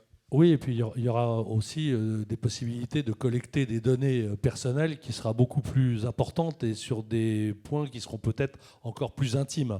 Donc oui, il y a un risque de collection de données qui pourrait permettre des usages qui ne sont pas forcément vertueux. Maintenant, pour revenir et pour rebondir un petit peu sur ce qui a été dit, quelle utilité il pourrait y avoir? Alors, bien sûr, on mélange un peu le métaverse et les NFT, on l'a déjà dit, mais moi je vois par exemple dans le NFT, une utilisation qui est d'ailleurs au stade expérimental dans 2 pays, je crois que c'est le Canada et l'Estonie, qui est d'essayer de digitaliser tous les documents officiels, les passeports, les cartes d'identité, même les titres de transport, enfin, tout ce que vous voulez, et d'y attacher un NFT. C'est-à-dire que vous n'aurez plus à avoir le risque de perte ou de vol de vos papiers d'identité. Vous les aurez sur votre téléphone. Ça, c'est sûr qu'on n'est pas prêt de se séparer des téléphones portables. Et avec un NFT, vous pourrez certifier l'unicité et la propriété de votre document officiel. Ça, je pense que sont des applications. Et ça arrive pour le permis de conduire, là, en France? Oui, alors, mais pas via un NFT. Vu. Pas encore, mais je l'ai vu sur le permis de conduire. Je l'ai lu, je voulais voir si justement ils allaient utiliser un NFT. Je ne l'ai pas vu, mais je pense que ça arrivera. Pardon. Bonsoir, merci pour cette conférence stimulante. Une seule fois, vous avez utilisé le mot utopie. C'était pour conclure votre intervention. Je vous ai trouvé parfois un peu trop sombre, en particulier sur les cas d'usage. Donc vous avez cité le tourisme, je trouve que c'est une formidable avancée. Des chercheurs ont observé que lors des avatars, les biais liés au racisme pouvaient diminuer fortement. Donc ça peut être quelque chose de positif. Et dans le champ des possibles, un peu pour aller vers un inconnu désirable, je crois que le métaverse pourrait être formidable, par exemple, dans la démocratie plus directe. Imaginons des black blocs qui sont dans le métaverse. Okay, on manifeste 1 200 000 personnes métaverse. Des EHPAD qui utilisent le métaverse. Et la justice, on pourrait peut-être raccourcir les temps pour juger avec des... Vous voyez ce que je veux dire? C'est-à-dire qu'on pourrait aussi peut-être imaginer des usages sociaux conceptuels pour tendre vers une transformation de nos sociétés. En tous les cas, merci encore pour cette conférence. Oui, vous avez certainement raison. On est au début de l'aventure et donc il y aura certainement des usages positifs. On a vu les côtés négatifs. Hein.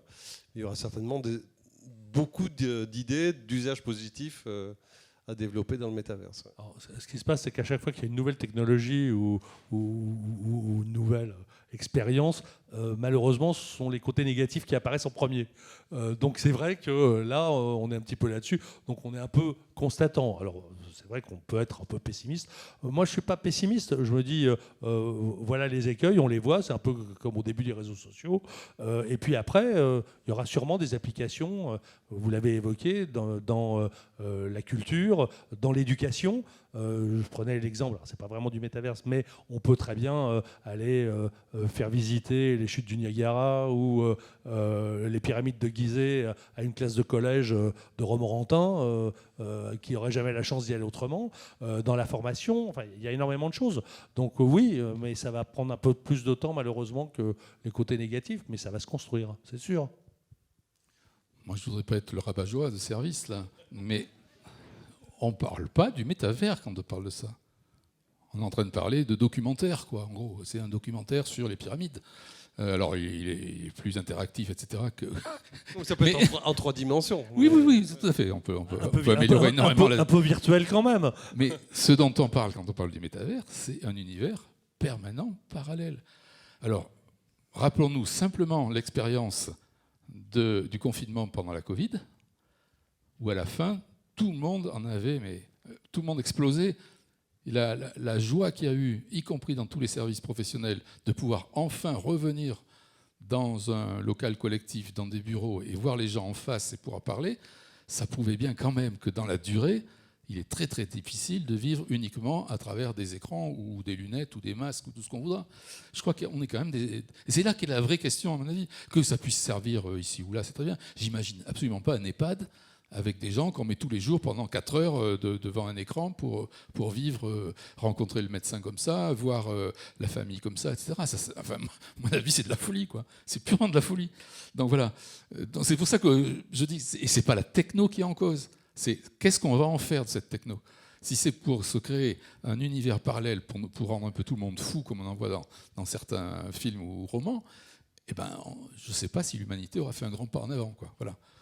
Je suis désolé d'être un peu négatif, mais sinon pour aller visiter, se déplacer, etc., on peut faire des choses formidables, ça c'est sûr.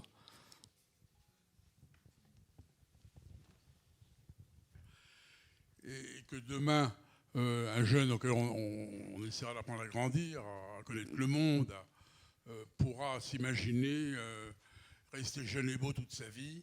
Les petites vieilles dans l'EHPAD qui se verront toutes jeunes dans ce temps, on se dit, c'est effrayant. C'est vraiment effrayant.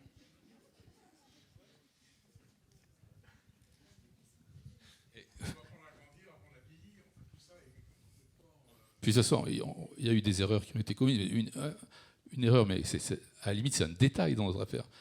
Quand Internet et disons, les premiers ordinateurs se sont vraiment répandus partout, il y a des règlements dans 14 pays américains où on a interdit l'apprentissage de l'écriture cursive.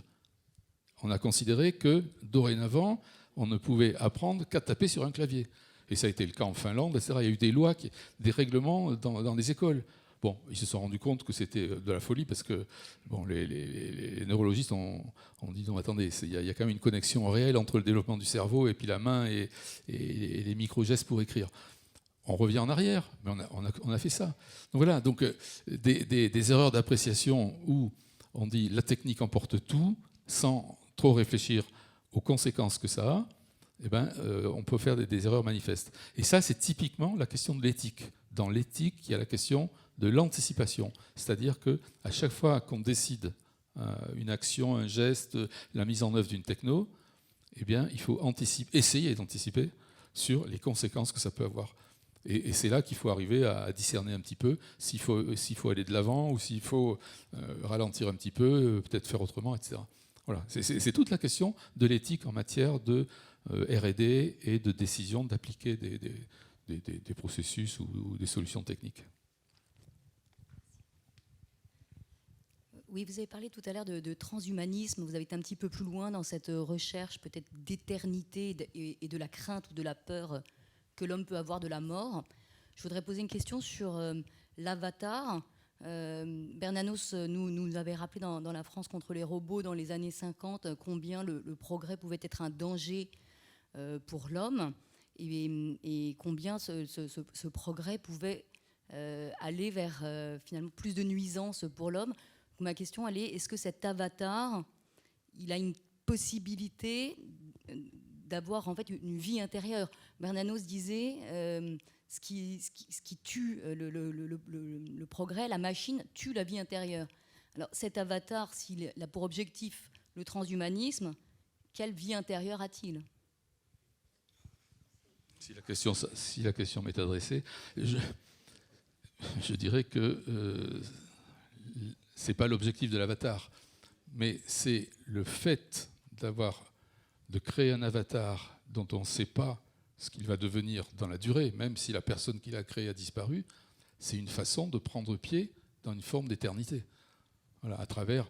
Mais vous avez ça. Alors, concrètement, on a tous entendu parler des chatbots. Vous savez, les chatbots, c'est des robots qui vous répondent, qui comprennent ce que vous dites et qui répondent. On trouve ça dans les banques, on trouve ça maintenant, c'est extrêmement répandu comme service. Bien, maintenant, on a fait des deadbots. Les deadbots, c'est faire parler des gens décédés, disparus. Un très très bel exemple, là qui est peut-être pour la bonne cause, mais on a fait parler De Gaulle quand il a fait l'appel 18 juin, il n'y a pas d'enregistrement. Ça n'a pas été enregistré, on n'a que le texte. Et bien maintenant, vous trouvez sur Internet le discours de Gaulle, et si vous ne connaissez pas l'histoire, vous ne pouvez pas savoir qu'il n'a pas enregistré le discours, parce que c'est un chatbot qu'il a fait à partir de le texte d'un côté et tous les enregistrements et toutes les visios qu'on a, et les films qu'on a sur De Gaulle. Donc on est capable de restituer la personnalité, l'intonation, l'expression vivante d'une personne. Et aujourd'hui, il y a de plus en plus d'offres de services de type deadbot. Vous avez perdu quelqu'un, vous soumettez à une société qui a tous les logiciels qui vont bien, tous les photos que vous avez, les enregistrements que vous avez, et on vous restitue un chatbot qui va pouvoir imiter la personne décédée. Voilà. Et bien ça, si vous mettez ça sur les avatars, voilà. C'est un peu ce que j'appelle une forme de transhumanisme. C'est pas le transhumanisme lui-même, mais c'est une forme de transhumanisme. Dépasser la mort et vaincre cette peur de la mort. Et alors après, ça dépend les conceptions religieuses, philosophiques des uns et des autres. Mais suivant les pays, on n'a pas les mêmes en plus. Mais c'est quand même cette idée de dépasser par la technique la vie réelle, notre vie réelle, qui a une finitude, quoi. Oui, ça c'est si on part du principe que l'avatar va survivre à son jumeau. Or le principe n'est pas vraiment acquis, quoi. Je veux dire, ni acquis dans un sens, non, ni dans l'autre. Mais a priori, il faut quand même que l'auteur, le jumeau réel, anime son jumeau virtuel. Là, après, on va partir sur une prolongation. Pour l'instant, oui, pour l'instant. Non, parce qu'on va coupler IA là, et après, avatar voilà, pour avoir... l'IA, l'avatar et le robot, quoi. Voilà. Voilà, ça, effectivement, ça peut être la suite. Ouais. Mais alors là, il y a déjà le problème avec le deadbot. Oui. Qui décide que je vais créer un deadbot, je vais faire créer un deadbot imitant une personne que j'ai appréciée. Il y a un tiers de confiance là-dedans. Oui, c'est ça. S'il y a un tiers de confiance qui a les codes, les ID, les passwords, etc., oui, il pourra le faire. Bon. Une autre question, s'il vous plaît. Donc, j'imagine que nous sommes tous d'accord pour dire que la matrice de la technologie qui est derrière ces outils, ce sont les États-Unis. Ce débat a lieu en France. Est-ce que vous sauriez dire si ce débat pourrait avoir lieu aux États-Unis? C'est-à-dire dans le pays qui a inventé ces technologies, est-ce qu'on se pose la question de l'éthique des usages de ces technologies? Ou est-ce que c'est un débat très, très français, en définitive, ou très européen? C'est-à-dire que les États-Unis inventent et nous réfléchissons. Ou est-ce que les États-Unis réfléchissent aussi? C'est ma question. Est-ce que vous savez dire?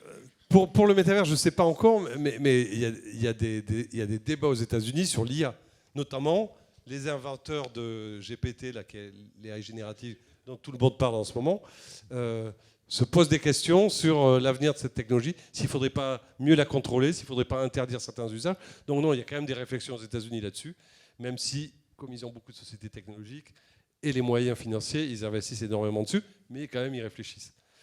Sur l'IA, sur le métaverse, peut-être que ça viendra plus tard. En tout cas, on ne peut pas dire que derrière Internet, dès le départ, il y a toute une philosophie libertarienne. C'est pas né n'importe où, c'est pas né n'importe comment. C'est né dans la Silicon Valley. Donc Internet, c'est les premiers réseaux, toute la problématique des réseaux, c'est les années 60. C'était le LSD, c'était la libération sexuelle, c'était etc., etc. Donc il y a tout un contexte de libération des mœurs, mais aussi se libérer des contraintes politiques. C'est pour ça que cette horizontalité d'Internet, elle vient de là. Et on retrouve, j'ai lu un article récemment là-dessus, on retrouve la même chose aujourd'hui à travers la réflexion sur le métavers, par exemple. C'est le métavers, à travers son système parallèle et décentralisé, c'est une façon d'échapper à toute une réglementation étatique et collective. C'est des communautés, à la limite, qui peuvent se créer chacune leur métavers avec leur nouvelle façon de vivre. Donc il y a quand même une idée politique derrière, en tout cas. Dans le film de Godard, Le Mépris, on cite Hervé Bazin qui dit, paraît-il, et paraît-il que c'est faux aussi, le cinéma substitue à notre regard un monde qui correspond à nos désirs. En fait, déjà dans le cinéma, il y a de ça. Il y avait déjà ça dans la littérature, il y a ça dans l'art. Et en fait, après, il y a un autre film qui m'a beaucoup frappé, c'est celui de La Rose pourpre du Caire, où elle tombe amoureuse du personnage qui sort du cinéma et elle se fait un cinéma. Et puis il y a le dernier film que je voudrais citer, celui de Wim Wenders, Jusqu'au bout du monde, où en fait à la fin, ils ont chacun des masques sur les yeux et ils sont dans leur monde chacun, dans leur solitude. Alors ma question est toute simple. Est-ce qu'il y aura toujours cette tentation de vouloir fuir la situation de notre monde, de notre condition, dans un individualisme, dans quelque chose comme ça qui peut nous emporter, qui est très addictif, parce qu'il correspond à nos désirs, à nos fantasmes, à plein de choses comme ça. Et comment, justement, là, la proportion vers où on va, quoi. Quelle est la proportion de gens qui vont dans une solitude et l'autre proportion de gens, parce qu'il y en a pas mal aussi, qui n'ont comme seul lieu de rencontre avec l'autre le métavers. C'est-à-dire qu'il y a des jeux, on sait très bien que des gens jusqu'à 25-30 ans encore, et encore plus jeunes, peuvent justement, par des jeux dont vous avez parlé tout à l'heure, rencontrer l'autre. Comment on reste dans la solitude, à quelle proportion on est dans la rencontre de l'autre? Là, vous posez une question redoutable. Mais simplement ce que vous dites me fait penser à un livre d'une anthropologue américaine. Son livre, traduit en français, le titre c'est « Seul ensemble ». Et elle analyse la société de l'Internet. Elle dit voilà, la société d'Internet, c'est des gens qui vivent côte à côte et qui sont tous ensemble, mais seuls. Voilà, et ça, c'est un peu enfin, ça m'évoque ça, ce que vous dites. Quant aux chiffres, j'en ai pas.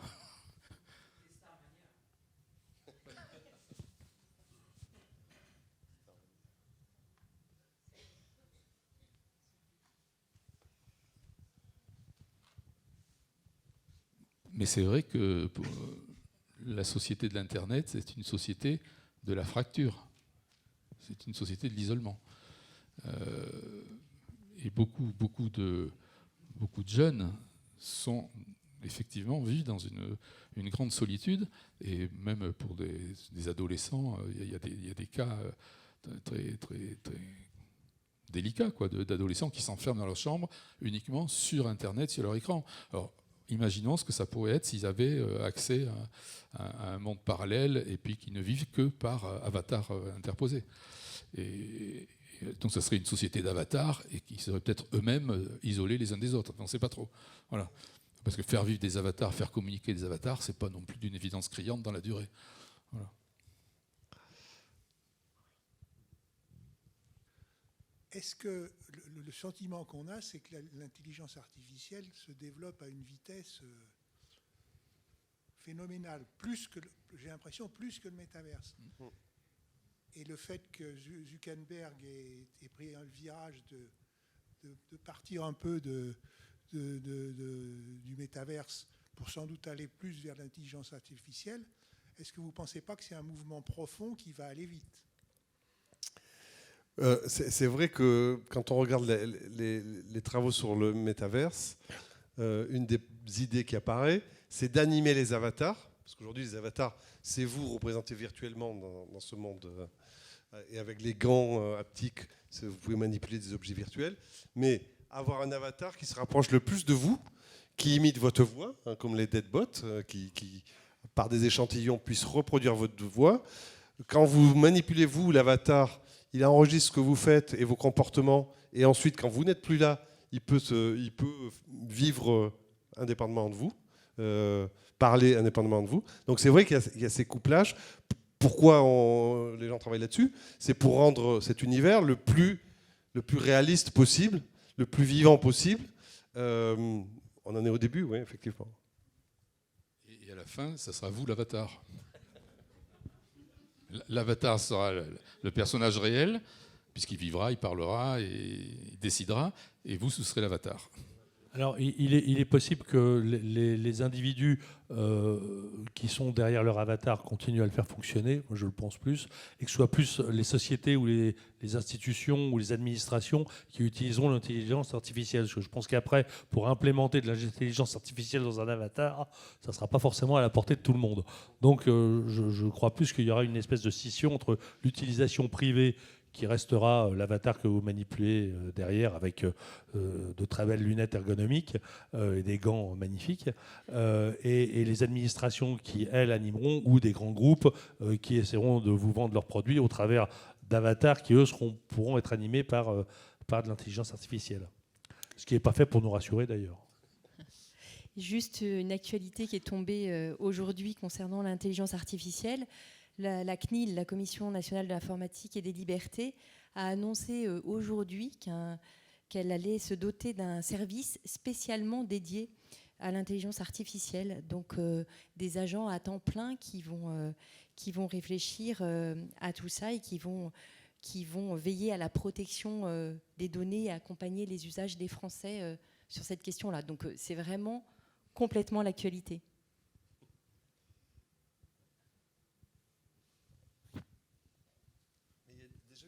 Sur l'intelligence artificielle ici, non ?